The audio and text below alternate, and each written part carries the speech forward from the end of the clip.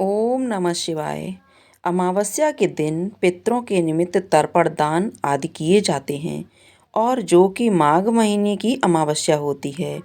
इस दिन विशेष रूप से मौन रहकर ही पूजा पाठ, स्नान दान आदि कार्य किए जाते हैं।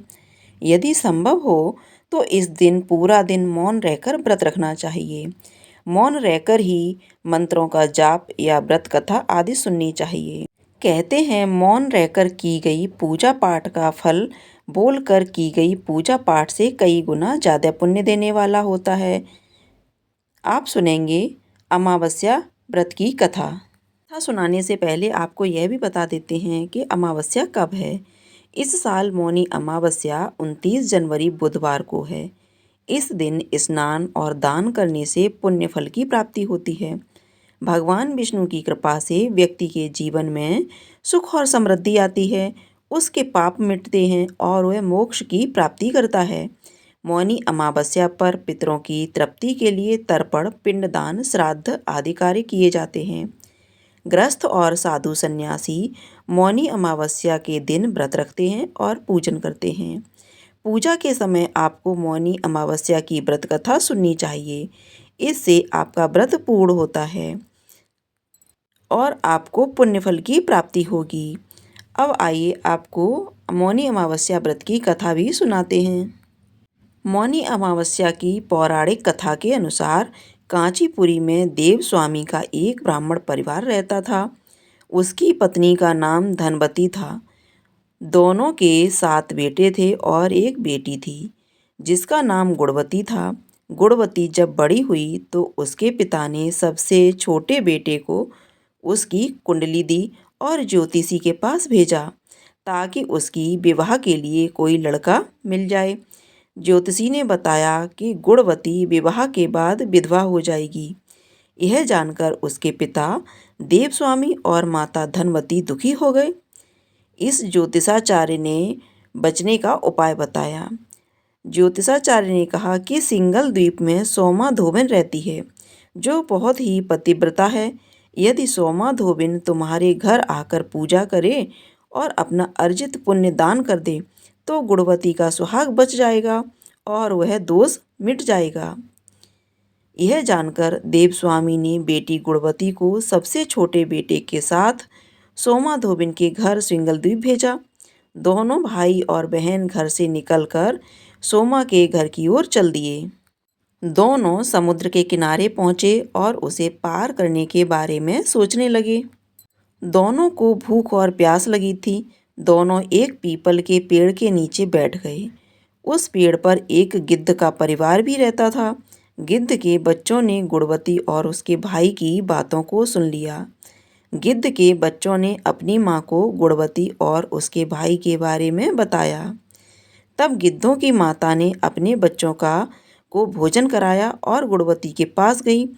उसने कहा कि तुम्हारी समस्या का हल हो जाएगा, परेशान मत हो, तुम्हें सोमा धोबिन के घर पहुंचा दूंगी। गिद्धराज की बातें सुनकर दोनों भाई और बहन खुश हो गए। अगली सुबह गिद्ध माता ने गुणवती और उसके भाई को समुद्र पार कराया और सोमा धोबिन के पास ले गई। गुणवती सोमा धोबिन के घर के पास ही रहने लगी। रोज सुबह सोमा के घर वालों के उठने से पहले ही गुणवती उसके घर को लीप देती थी। एक दिन सोमा ने अपनी बहू से पूछा कि रोज घर कौन लीपता है। तब उसने कहा कि उसके अलावा ये काम कौन करेगा। सोमा को विश्वास नहीं हुआ और वह पूरी रात जागती रही। सुबह होते ही उसने देखा कि एक युवती उसके आंगन में आई और आंगन की साफ सफाई करके लीपने लगी। तभी सोमा उसके पास आई और पूछा कि तुम कौन हो और ऐसा क्यों कर रही हो। तब गुणवती ने अपने आने का कारण बताया और पूरी बात बताई। इस पर सोमा ने कहा कि तुम्हारे पति की रक्षा के लिए मैं तुम्हारे साथ घर चलूंगी। एक दिन सोमा गुणवती के घर गई। उस दिन गुणवती का विवाह हुआ। ज्योतिषाचार्य के बताए अनुसार विवाह होते ही गुणवती के पति की मृत्यु हो गई। तब सोमा ने पूजा पाठ किया और अपने पुण्य को गुणवती को दान कर दिया। इसे उपाय से गुणवती का पति जीवित हो गया। उधर सोमा के पति और बेटे की मृत्यु हो गई। जब तक सोमा घर पहुंची तब तक उसके पति और बेटे के सबको रखा गया था। रास्ते में सोमा ने एक जगह पर रुककर पीपल के पेड़ के नीचे श्री हरि भगवान विष्णु की पूजा की। 108 बार उस पेड़ की परिक्रमा की थी। इससे अर्जित पुण्य से सोमा के पति और बेटे जीवित हो गए थे। वे अकाल मृत्यु से मुक्त हो गए थे।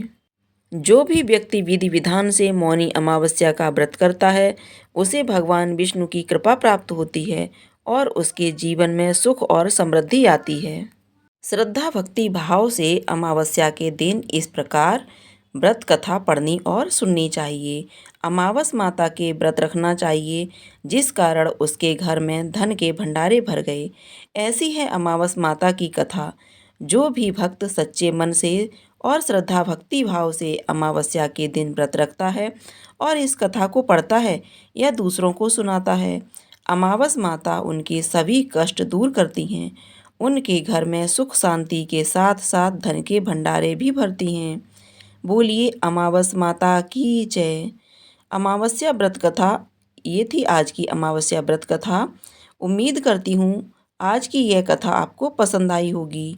अगर आपको यह कथा पसंद आई हो तो वीडियो को लाइक करके कमेंट बॉक्स में अमावस्या माता की जय लिखने के साथ साथ यदि आप मेरे चैनल पर नए हैं और इसी तरह की व्रत कथाएँ भी आप मेरे चैनल पर सुनना चाहते हैं तो चैनल को सब्सक्राइब करके बेल आइकन को ज़रूर प्रेस कीजिएगा। आजकल आप मेरे चैनल पर माघ मास मातम्य की कथाएँ भी नियमित रूप से सुन सकते हैं।